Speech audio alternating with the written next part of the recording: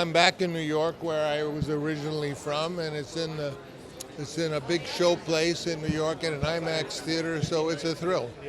When you make a movie that's unusual and has never quite been made before, the movie tends to make itself, and it makes itself through the collaborators, through the actors. All of you are asking, well, let's do more of that. No, let's do more of that, and little by little it makes itself. He says we need a debate about the future, and we want everyone in the world to take part of that debate, and that's what this film is saying, and that's what it's trying to do. I was working on really just understanding what kind of style I might have, and before I came to the idea to want to do a Roman epic with America as modern-day Rome. It was a dream come true, you know. He's a legendary filmmaker, and the fact that he wanted me to, play this part was really insane. So, I tried to soak up every minute, and really just let it all wash over me. I think we're in a very interesting time, in terms of the decline of humanity. So I think it's a good time for this kind of message, what can save the world? There's Bob. Yeah. That's Bobby. DeNiro. I hope they feel the experience of movie going, because so many people. I'm not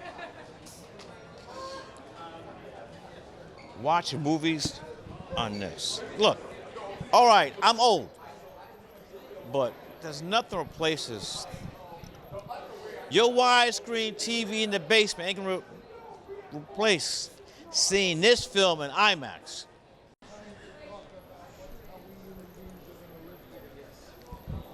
This guy right here, that's my guy right there. Francis. I was at the first screening, the first regular screening of Apocalypse Now in LA. I was doing an internship at Columbia Pictures, 12 noon. The Cinerama Dome, 12 noon, Apocalypse Now. That was, them helicopters, I'm like, where the fuck is them? Where the helicopters? They're going like helicopters flying over your head with the sound design. It was amazing. We're kind of in New Rome, if you think about it. New Rome definitely had a lot of New York influences, so it's really exciting to get to celebrate it here in the Big Apple, the big Roman apple. I play Clodia, Pulcher, and she has these two rebellious sisters. They were around here.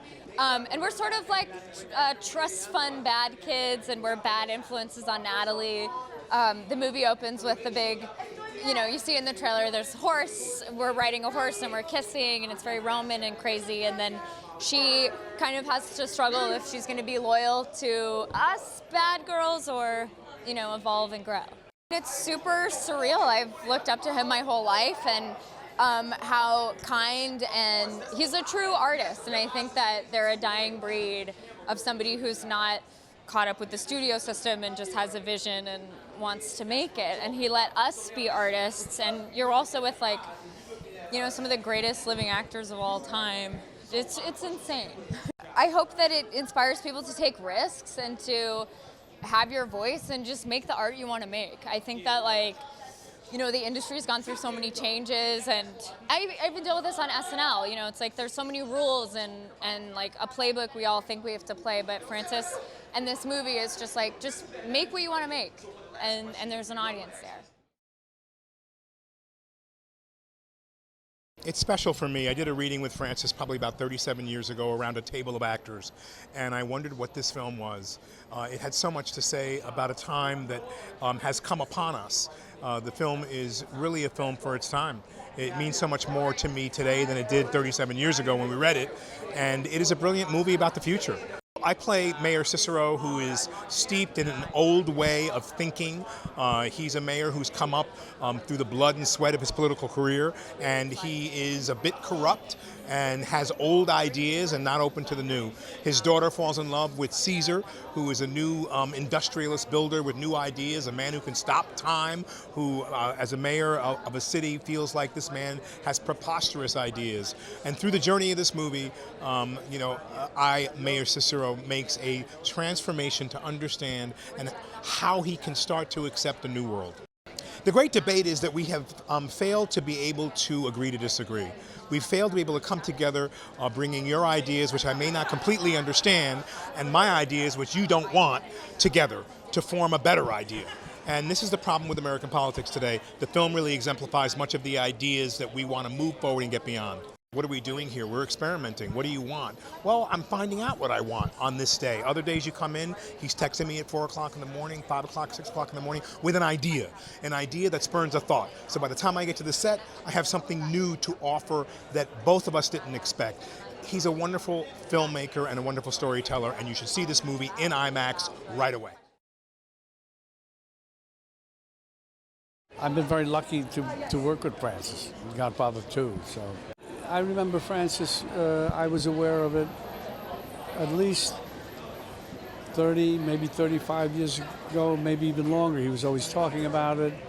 And then I went to, we had a reading somewhere in a studio in Brooklyn, not a studio, but a loft studio type thing, with Paul Newman and Uma Thurman, and I'm forgetting who else. But so he was working on it for a long time. I forget then how it changed from what I just saw today, but it obviously was something that Francis had been wanting to do, working on for a long time in his head, blah, blah, blah, you know.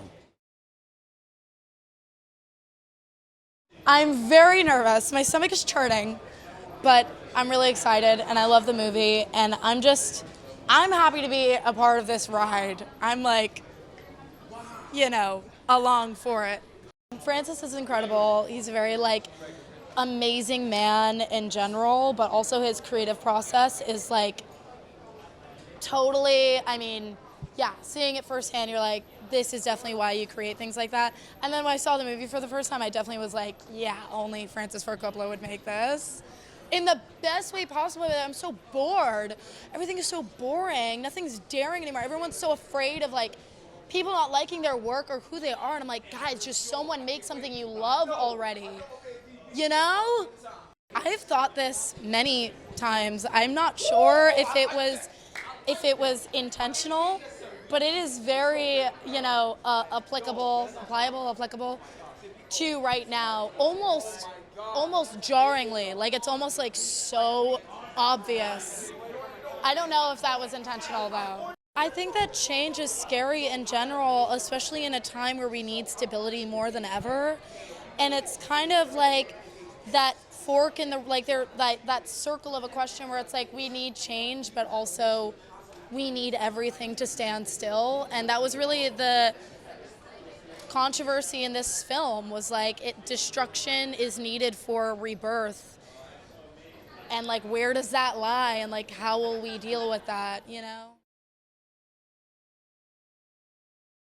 He is a very unconventional director, and he shoots in a very unconventional way. His process is very unconventional. His casting is very unconventional. At no point was I expecting this to be a run-of-the-mill usual experience, and that was definitely demonstrated in the process of shooting it. I mean, we came to work and we just didn't know what was going to happen. Francis is very kind of experimental. Sometimes we'd be very, very like particular, and then other days it was like we're playing a game, and now it's in the movie. Like the movie kind of discovered itself at times, and so it was like an experience I'd never had before, and we'll probably never have again. So I'm very grateful for that. I think what this teaches us a lot about humanity and society is that we often fall into the same habits and mistakes, and that age-old saying of like history repeats itself, but it will express itself in different ways, and there's always going to be aspects that will feel familiar, but I think this movie is particularly timely because we're at a point where we're talking about things like the future of our planet, the future of society, who do we want to be, and some of these, especially now, like I feel like the world at times feels like it's in such a sort of like damning place. Like it feels like so hard at times, and I'm sort of like, I don't understand these things, and like who do we need to be, what choices do we need to make things better, and I feel like this movie just really speaks to that at this time. I always feel that it's a very small percentage of people. It doesn't matter where you are, whether I'm from the UK, obviously. There's a very small percentage of people who are making decisions for the masses, and that really shouldn't. I personally don't think that should be the case, but this is why we have our vote, and we get to vote. We're lucky to live in democracies where we get to have our say, and we get to impact change. And so, I wish that people felt much more empowered to do so.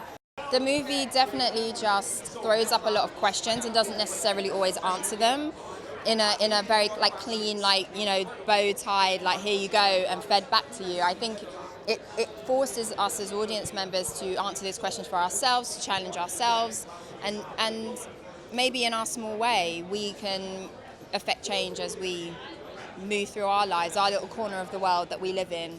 What things can we do differently? And I felt when I finished the film the first time, I was like, wow, I feel really optimistic, and I hope young people will watch it and feel that way too. I would make it absolutely law that all animals are like taken care of, and we all are responsible for them, as well as like children. That would be like we would all be responsible for them in like an absolute, I don't know what the law would be, but it would be really like specific.